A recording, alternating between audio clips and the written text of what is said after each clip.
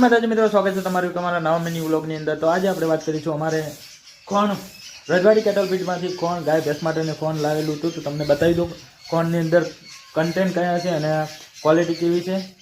તો તમે જોઈ શકો છો કે રજવાડી કેટલ ફીડમાંથી મિલ્ક પ્લસ છે, તો તમે ક્વોલિટી જોઈ શકો, બહુ સારી છે। અને કન્ટેન્ટની વાત કરીએ તો કપાસના દાણા, પછી સાગરદાન જેવી નાની એને એ પણ છે, મકાઈ ભેડો છે અને ટોપરાનો ભાગ પણ આવે છે, બહુ વધારે પડતો ટોપરાનો અને કપાસનો દાણાનો આવે છે, આખા દાણા છે, તો એ પણ છે। ક્વોલિટી સારી છે અને કન્ટેન્ટ પણ સારા છે, તો દૂધમાં અને એફએનએસમાં અને ફેટમાં પણ વધારો થઈ શકે।